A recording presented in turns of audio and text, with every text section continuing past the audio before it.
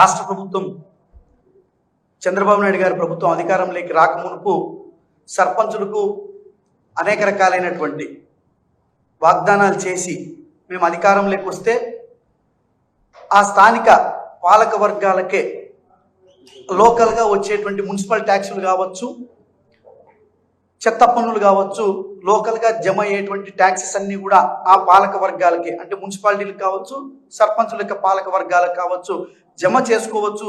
తద్వారా ఆ గ్రామాన్ని బ్రహ్మాండంగా అభివృద్ధి చేసుకోవచ్చు అనేటువంటి అనేక ఇట్లా కల్లిబుల్లి మాటలు అనేక రకాలైనటువంటి వాగ్దానాలు చేసి అధికారంలోకి వచ్చిన తర్వాత ఇదే రాష్ట్ర ప్రభుత్వం చంద్రబాబు నాయుడు గారి ప్రభుత్వం అధికారంలోకి వచ్చిన తర్వాత ఈ స్థానిక సంస్థలన్నింటినీ కూడా నిర్వీర్యం చేస్తూ గతంలో ఏదైతే ఈ సంవత్సరము గత 5 సంవత్సరాలు అంటే 6 సంవత్సరాలకు పూర్వం ఏదైతే నీరు చెట్టు పేరుతో పనులు జరగకున్నప్పటికీ ప్రభుత్వం ఎక్కడ అగ్రిమెంట్లు ఎంటర్ కానప్పటికీ ఎంపుకులు రికార్డు కానప్పటికీ కూడా ఆ రోజు అక్రమంగా చెయ్యనటువంటి పనులకు బిల్లులు చేసుకోవాలని చెప్పేసి ఏదైతే తెలుగుదేశం పార్టీ నాయకులు చూపిస్తున్నటువంటి ఆనాటి ఉత్సాహానికి జగన్మోహన్ రెడ్డి గారు అధికారంలోకి వచ్చిన తర్వాత అధికారులతో ఎంక్వైరీ చేయించి జరగనటువంటి పనులన్నింటినీ కూడా ఫుల్ స్టాప్ పెట్టిస్తే ఈరోజు చంద్రబాబు నాయుడు గారు అధికారంలోకి వచ్చిన తర్వాత నీరు చెట్టు పేరుతో వందలాది కోట్ల రూపాయలు ఈరోజు దోచుకుని తెలుగుదేశం పార్టీ నాయకుల యొక్క కడుపులు నింపేటువంటి ప్రయత్నం చేస్తా ఉంది. ఇదే వైఎస్ఆర్ కాంగ్రెస్ పార్టీ తరఫున మేము అడుగుతా ఉన్నాం, అయ్యా ఎక్కడ కూడా అగ్రిమెంట్లు లేకున్నప్పటికీ ఎంపుకుల్లో రికార్డు కానప్పటికీ కూడా వర్కులే జరగనటువంటి నీరు చెట్టు పేరుతో ఈరోజు రాష్ట్ర ప్రభుత్వం వేలాది కోట్ల రూపాయలను ఎందుకు డ్రా చేసి తెలుగుదేశం పార్టీ నాయకులు కడుపు నింపే ప్రయత్నం చేస్తా ఉంది అని చెప్పి అడుగుతా ఉన్నాం. చంద్రబాబు నాయుడు గారు ఎన్ని వందల కోట్ల రూపాయలు ఎన్ని వేల కోట్ల రూపాయలు ఈరోజు ఈ సంవత్సరం మీరు అధికారంలోకి వచ్చిన తర్వాత నీరు చెట్టు పేరుతో డ్రా చేశారు. ఈరోజు రాష్ట్ర ప్రజలకు లెక్కాచారం చెప్పాల్సినటువంటి బాధ్యత మీపై ఉందని చెప్పి కూడా ఈ సందర్భంగా గుర్తు చేస్తా ఉన్నాం. అంతేకాకుండా ఈ ప్రభుత్వం అధికారంలోకి వచ్చిన తర్వాత పల్లె పండుగల పేరుతో పెద్ద ఎత్తున గ్రామాల్లో హడావిడి చేసి గ్రామాలకు మౌలిక సదుపాయాల కల్పనకు మేము డబ్బులు ఇస్తామని చెప్పి రిలీజ్ చేస్తామని చెప్పి 400 కోట్లు తక్షణం రిలీజ్ చేస్తామని చెప్పి పేపర్ వర్క్ చేసి దాన్ని కూడా బుట్ట దాఖలు చేసి ఎక్కడ కూడా ఒక చిల్లిగవ్వ కూడా ఇచ్చినటువంటి పాపాన ఈ రాష్ట్ర ప్రభుత్వం పోలేదని చెప్పి కూడా ఈ సందర్భంగా తెలియజేస్తా ఉన్నాం. అదేవిధంగా కేంద్ర ప్రభుత్వం 15th ఫైనాన్స్ కమిషన్ కింద 1150 కోట్ల రూపాయల నిధులను విడుదల చేస్తే డిసెంబర్లో విడుదల చేస్తే ఈ రోజు కూడా ఎక్కడే కూడా ఒక్క రూపాయి కూడా ఈరోజు సర్పంచ్ అదేవిధంగా మండల పరిషత్ అదేవిధంగా జిల్లా పరిషత్ పాలక వర్గాలకు ఒక్క రూపాయి కూడా నిధులు ఇవ్వకుండా ఆ నిధులన్నింటినీ కూడా ఈ రోజు దారి మళ్లించినటువంటి ప్రభుత్వం ఈరోజు చంద్రబాబు నాయుడు పవన్ కళ్యాణ్ కూటమి ప్రభుత్వంది కాదా అని చెప్పి ఈ సందర్భంగా నేను అడుగుతా ఉన్నా. అయ్యా కేంద్ర ప్రభుత్వం ఇచ్చినటువంటి నిధులు మీరేమో ఒక్క రూపాయి ఇవ్వకపోతే కేంద్ర ప్రభుత్వం ఇచ్చినటువంటి నిధులతోనైనా ఈరోజు ప్రజల చేత ఎన్నుకోబడినటువంటి సర్పంచులు కావచ్చు, ఎంపీపీలు కావచ్చు, జిల్లా పరిషత్లు కావచ్చు ఈరోజు గ్రామాల్లో మౌలికమైనటువంటి సదుపాయాలు ఏ రకంగా కల్పించాలా అని చెప్పి ఈ సందర్భంగా అడుగుతా ఉన్నాం. ఈరోజు గ్రామాల్లో కట్టేటువంటి ట్యాక్స్లన్నీ సిఎఫ్ఎంఎస్కి వెళ్ళిపోయాయి. కేంద్ర ప్రభుత్వం వచ్చేటువంటి కూడా నువ్వు దారి మళ్లించేసి మరి ఈరోజు ప్రజలకు ఓట్ల ద్వారా ఎన్నుకోబడినటువంటి ప్రజాప్రతినిధులు ఆ గ్రామాల్లో ఈరోజు బ్లీచింగ్ పౌడర్ చల్లాలన్నా, డ్రైనేజ్ అయినా, శానిటేషన్ అయినా, డ్రింకింగ్ వాటర్ అయినా ఎక్కడ కూడా ఒక పని చేయడానికి చిల్లి గవ్వ కూడా లేకుండా పరగబెట్టి కసుగుడు చేసినట్లు గుడి చేసుకున్నావే, ఇది ఎంతవరకు ధర్మం అని చెప్పి ఈరోజు వైఎస్ఆర్ కాంగ్రెస్ పార్టీ తరఫున మేము ప్రశ్నిస్తా ఉన్నాం. అదేవిధంగా మరొక ఆశ్చర్యకరమైనటువంటి విషయం అమ్మఒడి. ఈరోజు అమ్మఒడి మొత్తం రాష్ట్రంలో ఉన్నటువంటి 13,326 మంది సర్పంచులకు ఎక్కడే కూడా ఒక్క సర్పంచ్ తల్లి ఖాతాలో కూడా ఒక్క రూపాయి కూడా అమ్మఒడి పల్లె. ఎందుకంటే ఆ సర్పంచులందరినీ కూడా ప్రభుత్వ ఉద్యోగుల కింద ఈరోజు చూపించారు. దానికి సంబంధించినటువంటి ఎవిడెన్స్ ఎర్రిస్వామి గవర్నమెంట్ ఎంప్లాయ్ పక్కన డిజిగ్నేషన్ వచ్చేసి సర్పంచ్. అమ్మఒడి ఎందుకు రావడం లేదని చెప్పి చూస్తే అనర్హుల జాబితా. ఉమాదేవి నంద్యాల జిల్లా ప్రభుత్వ ఉద్యోగి, ఈమె సర్పంచ్. గుంతకల్లు నేలగొండ విలేజు పాటిల్ భాగ్యమ్మ ప్రభుత్వ ఉద్యోగి. అంటే ఈరోజు ఎమ్మెల్యేలు ఏమైనా ప్రభుత్వ ఉద్యోగస్తులు అవుతారా? ఎంపీలు ప్రభుత్వ ఉద్యోగస్తులు అవుతారా? ప్రజల చేత ఎన్నుకోబడి 5 సంవత్సరాలు ఆ బాధ్యతలు నిర్వహించేటువంటి వాళ్ళు ప్రభుత్వ ఉద్యోగస్తులు అవుతారా? ఆ మాత్రం ఇంగితం ఈ రాష్ట్ర ప్రభుత్వానికి లేదా? ఈరోజు ఈ యొక్క సర్పంచుల్లో బీసీలు, ఎస్సీలు, ఎస్టీలు, మహిళలు, అర్హులైనటువంటి వాళ్ళు కేవలం సర్పంచ్ అనేటువంటి ఒక చిన్న కారణంగా ఈరోజు వాళ్ళందరినీ కూడా అమ్మఒడి నుంచి దూరం చేయడం ఎంతవరకు సమంజసం అని చెప్పి ఈరోజు వైఎస్ఆర్ కాంగ్రెస్ పార్టీ తరఫున ఈరోజు మేము ప్రశ్నిస్తా ఉన్నాం. చంద్రబాబు నాయుడు గారు తక్షణమే మీరు సర్పంచులకు సంబంధించినటువంటి ఇక పునఃపరిశీలన చేసి ఇక సర్పంచులందరికీ కూడా సర్పంచులు అర్హులైనటువంటి ప్రతి వ్యక్తికి కూడా అమ్మ ఒడిని తక్షణమే అమలు పరచండి అని చెప్పి కూడా ఈరోజు మేము డిమాండ్ చేస్తున్నాం. అంతేకాకుండా ఈరోజు ఈ రాష్ట్రంలో అమ్మఒడి పడిందంటే దానికి జగన్మోహన్ రెడ్డి గారు చేసినటువంటి పోరాట ఫలితమే ఈ రాష్ట్రంలో ఉన్నటువంటి లక్షలాది మంది విద్యార్థుల యొక్క తల్లిదండ్రుల అకౌంట్లో పడిందంటే దానికి కారణం జగన్మోహన్ రెడ్డి గారే అని చెప్పి ఈ సందర్భంగా నేను చెప్తా ఉన్నా. ఎందుకంటే జగన్మోహన్ రెడ్డి గారు అధికారంలోకి వచ్చిన చంద్రబాబు నాయుడు గారు అధికారంలోకి వచ్చిన వెంటనే నేను అన్ని స్కీములను కూడా అమలు పరుస్తానన్నాడు. 24-25 అకాడమిక్ ఇయర్ కు సంబంధించి ఈరోజు అమ్మఒడి ఎందుకు వేయలేదంటే చంద్రబాబు నాయుడు గారికి చిత్తశుద్ధి లేదు.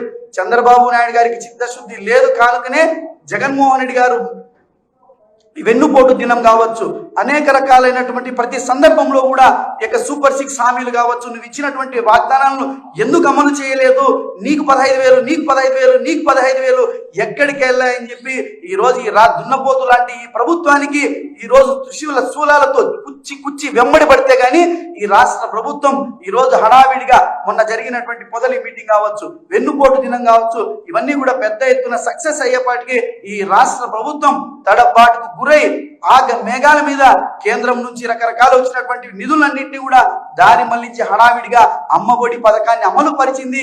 ఆ అమలు పరచడంలో కూడా అనేక రకాలైనటువంటి తప్పుడు ఇక పత్రాలు సృష్టించి ఈ రకమైనటువంటి గంపగుత్తగా వేలాది మందిని సర్పంచుల పేరుతో, లేకపోతే 300 యూనిట్లు దాటిందనే పేరుతో, లేకపోతే అటెండెన్స్ లేదనేటువంటి పేరుతో ఈ రోజు లక్షలాది మంది నిజమైనటువంటి లబ్ధిదారులైనటువంటి విద్యార్థులకు వారి తల్లిదండ్రుల అకౌంట్లో వేయకపోవడం నిజం కాదా అని చెప్పి కూడా ఈ సందర్భంగా నేను ప్రశ్నిస్తా ఉన్నా. అంతేకాకుండా ఎన్ఆర్ఈజీఎస్ కూడా పూర్తిగా కేంద్రంకు సంబంధించినటువంటి పథకం.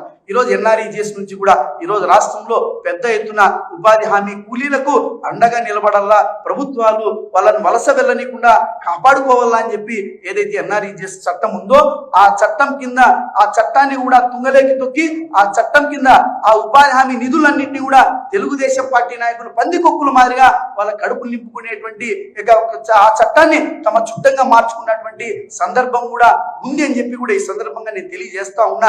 మేము గత 2-3 నెలల నుంచి కూడా ఉపాధి హామీ నిధుల్లో పెద్ద ఎత్తున అవినీతి జరుగుతా ఉంది. ఉపాధి హామీ కూలీల్లో గతంలో ఎప్పుడు కూడా కని విని ఎరుగనటువంటి పద్ధతిలో, భారతదేశంలో చరిత్రలో చూడనటువంటి పద్ధతిలో ఫీల్డ్ అసిస్టెంట్ ను కూడా తెలుగుదేశం పార్టీ వాళ్ళు 5 లక్షలకు 10 లక్షలకు మేట్ల పోస్టులు కూడా 3 లక్షల నుంచి 5 లక్షల వరకు అమ్ముకున్నటువంటి చరిత్ర కూడా తెలుగుదేశం పార్టీ ఎమ్మెల్యేలకు చెందుతుందని చెప్పి కూడా ఈ సందర్భంగా తెలియజేస్తా ఉన్నాం. ఈ సందర్భంగా నేను మీకు ఎవిడెన్స్ తో సహా చూపిస్తున్నా. మేట్ మస్టర్ 890 చక్రాయపేట మండలము కుప్పం, ఒక్కటే photo, muster number 890, muster number 893 same photo, same కింద పేర్లు డిఫరెంట్గా ఉంటాయి. మస్టర్ నంబర్ 891 సేమ్ ఫోటో, ఒకటే ఫోటో ఎన్ని భాగాలుగా అంటే మస్టర్లు మారుతూ ఉంటాయి. ఒకటే ఫోటో, సేమ్ ఫోటో 30 పేర్లకు ఒకటే ఫోటో. ఆ ఫోటో కూడా ఆ గ్రామానికి ఆ ప్రాంతానికి సంబంధించినటువంటి ఫోటో కాదు. మరి ఈ డబ్బులన్నీ కూడా ఎక్కడికి వెళ్తున్నాయి అని చెప్పి నేను ఈ రాష్ట్ర ప్రభుత్వాన్ని నేను అడుగుతా ఉన్నా. ఇది మేము రాసింది కాదు, ఇది మా వెబ్సైట్ కాదు. మీరు అప్లోడ్ చేసినటువంటి వెబ్సైట్లో ఒకే ఫోటో 3 మస్టర్లలో, ఒక్కటే ఫోటో 3 మస్టర్లలో 30 మందితో ఒక్క ఫోటో పెట్టి 30 మందికి సంబంధించినటువంటి నిధులన్నింటినీ కూడా డ్రా చేశారు. ఒక్కొక్క కూలీకి 308 రూపాయలు చొప్పున. ఎక్కడికి వెళ్తున్నాయి ఈ డబ్బులన్నీ? అసలు నిజమైనటువంటి లబ్ధిదారుడికి ఉపాధి చూపించకోకుండా దొంగ సంతకాలతో దొంగ జాబ్ కార్డులు సృష్టించుకొని ఈ రకమైనటువంటి ఎత్తుగడ చేస్తున్నటువంటిది వాస్తవం కాదా అని చెప్పి నేను అడుగుతా ఉన్నా. ఈ మస్టర్ 3953 మస్టర్, ఈ ఫోటోలో మనిషే లేడు కానీ మనుషులు హాజరైనట్టుగా సంతకాలు పెట్టుకున్నారు, డబ్బులు డ్రా చేశారు. పొద్దుటూరు కాన్సెన్సీ దొరసానిపల్లి, ఒకటే ఫోటో 2 చోట్ల పిక్ చేసి డబ్బులు డ్రా చేశారు. ఇట్లా అనేక కుంభాలుగా ఎక్కడ చూసినా ఈ రకమైనటువంటి ఉపాధి హామీలో పెద్ద ఎత్తున అవినీతి జరుగుతుందని చెప్పి మేము గతంలో కూడా రాష్ట్ర ప్రభుత్వాన్ని డిమాండ్ చేశాం.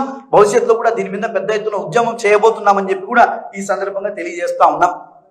అంతేకాకుండా ఎండాకాలంలో 1,55,000 ఫారం ఫండ్ల పేరుతో ఈ రాష్ట్రంలో మరో అవినీతికి తెర లేపడం జరిగింది ఈ రాష్ట్ర ప్రభుత్వం అని చెప్పి కూడా మేము పెద్ద ఎత్తున చెప్పాం.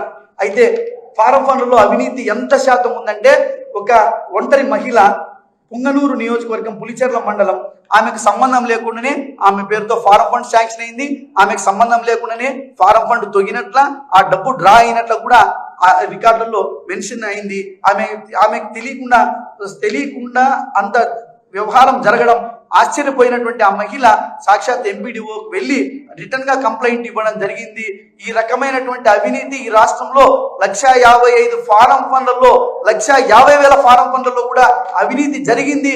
ఈ అవినీతి చేయడం కోసమే ఈ ఫారం ఫండ్ల కుంభకోణాన్ని కనిపెట్టారని చెప్పి కూడా ఈ సందర్భంగా నేను తెలియజేస్తా ఉన్నా. అదేవిధంగా సర్పంచులకు ఎక్కడెక్కడ నిలదీసేటువంటి ప్రయత్నం జరుగుతూ ఉంటే సర్పంచుల మీద ఈ రాష్ట్ర ప్రభుత్వం ఉక్కుపాదం మోపుతోంది. ఎక్కడికెక్కడక్కడ చెక్ పవర్లు రద్దు చేస్తా ఉంది. ఇదేనా ప్రజాస్వామ్యం? ఇదేనా గుడ్ అడ్మినిస్ట్రేషన్ చంద్రబాబు నాయుడు అని చెప్పి కూడా ఈ సందర్భంగా నేను అడుగుతా ఉన్నా. అదేవిధంగా మొన్న ఎంపీపీ ఎలక్షన్లు జరిగితే ఎంపీటీసీ సభ్యుల దగ్గరికి తెలుగుదేశం పార్టీ మంత్రులు, ఎమ్మెల్యేలు వెళ్ళి అందితే జుట్టు, అందకపోతే కాళ్ళు పట్టుకుని అనేక ప్రలోభాలకు గురి చేసి మాకు ఎంపీటీసీల వ్యవస్థ అంటే మాకు నమ్మకం, మాకు ప్రాణం అని చెప్పారు. ఈ ప్రభుత్వం అధికారంలోకి వచ్చిన తర్వాత ఈ రోజుకి కూడా ఒక్క ఎంపీటీసీ కూడా ఈ రాష్ట్రంలో ఒక్కరికి కూడా ₹1 గౌరవ వేతనం ఈ రోజు కూడా విధించిన పాపాన పోలే. వాళ్ళ హక్కు కాదా చంద్రబాబు నాయుడు? ఈ రోజు పవన్ కళ్యాణ్ అని చెప్పి ఈ సందర్భంగా నేను అడుగుతా ఉన్నా. ఈ రోజు ఇన్ని రకమైనటువంటి అవమానాలు, ఇంత రకమైనటువంటి దౌర్జన్యాలు, ఈ రకమైనటువంటి జరుగుతూ ఉన్నప్పటికీ కూడా ఈ రోజు పంచాయతీరాజ్ శాఖ మంత్రి అయినటువంటి పవన్ కళ్యాణ్ గారు మీరు ఎక్కడున్నారు, ఏం చేస్తున్నారు, ఎందుకు ప్రశ్నించడం లేదు అని చెప్పి కూడా ఈ రాష్ట్ర ప్రభుత్వాన్ని, కూటమి నేతలను ఈ రోజు వైఎస్ఆర్ కాంగ్రెస్ పార్టీ తరఫున మేము ప్రశ్నిస్తా ఉన్నాం. అంతేకాకుండా మరొక విచిత్రమైనటువంటి పరిస్థితి, ఈరోజు GOMS నంబర్ 11 అనేటువంటి తీసుకొచ్చి ఈరోజు పంచాయత్ సెక్రటరీలు, పాత పంచాయత్ కార్యాలయాల్లో ఉన్నటువంటి సెక్రటరీలు, అదేవిధంగా కొత్తగా జగన్మోహన్ రెడ్డి గారి ప్రభుత్వంలో ఉన్నటువంటి పంచాయత్ సెక్రటరీలు, వీళ్ళందరినీ కూడా కలుపుతూ ఒక సైంటిఫిక్ రీజన్ లేకోకుండా GOMS నంబర్ 11ను తీసుకొచ్చి ఈ రాష్ట్రంలో ఉన్నటువంటి పంచాయత్ సెక్రటరీలందరినీ కూడా ఒక గొడుగు కిందికి తీసుకురావాలనేటువంటి ఒక ప్రయత్నం, విఫలమైనటువంటి ప్రయోగాన్ని చేసి ఈ రాష్ట్రంలో ఉన్నటువంటి పంచాయత్ సెక్రటరీలు దాదాపు 1320 మంది పంచాయత్ సెక్రటరీలు ఈ రోజుకు గాలిలో పెట్టి వాళ్ళకి ఎక్కడ కూడా పోస్టింగ్ ఇవ్వకోకుండా, దాదాపు 9 నెలల పాటు జీతాలు ఇవ్వకోకుండా అబయన్స్ లో గాలిలో పెట్టినటువంటి చరిత్ర కూడా ఈ యొక్క మంచి పరిపాలన అందిస్తున్నామని చెప్పుకునేటువంటి చంద్రబాబు నాయుడు ఇది నీకే సొంతం అని చెప్పి కూడా ఈ సందర్భంగా నేను తెలియజేస్తా ఉన్నా. ఈ రకమైనటువంటి అనేక రకాలైనటువంటి సమస్యల పట్ల ఈ నెల 23వ తేదీన వైఎస్ఆర్ కాంగ్రెస్ పార్టీ కేంద్ర కార్యాలయంలో ఈరోజు పంచాయతీరాజ్ రాష్ట్ర కార్యవర్గ సమావేశాన్ని కూడా మేము ఏర్పాటు చేసుకున్నాం.